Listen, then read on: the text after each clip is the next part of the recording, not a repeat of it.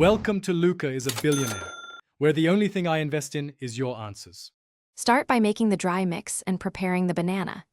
In a medium bowl, combine 1 cup all-purpose flour, 1 tablespoon sugar, 1 tsp baking powder, and 1/2 tsp salt. Mash 1 ripe banana to about 3/4 cup with a fork until mostly smooth but slightly chunky.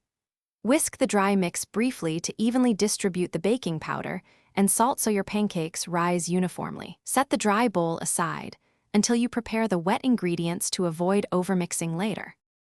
Now make the wet mix and combine everything into batter. In a separate bowl, whisk 1 large egg, 1 cup milk, and 2 tablespoons melted butter until smooth. Stir the mashed banana into the wet mix, then pour the wet ingredients into the dry mix and fold gently until just combined. The batter should be slightly lumpy and fall slowly off a spoon.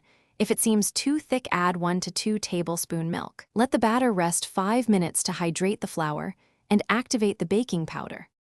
Finish by cooking and plating your banana pancakes. Heat an 8-inch nonstick skillet over medium heat and add a thin film of butter or oil. Wait until a drop of batter sizzles on contact.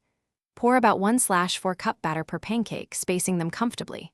Cook until bubbles form and edges set, roughly 3 minutes, then flip and cook another 3 minutes until golden. Transfer to a plate, keep warm, and serve with sliced banana, a drizzle of maple syrup, or 2 tablespoons chopped nuts for added texture and flavor. Thanks for watching and please subscribe. It's the best investment you'll ever make.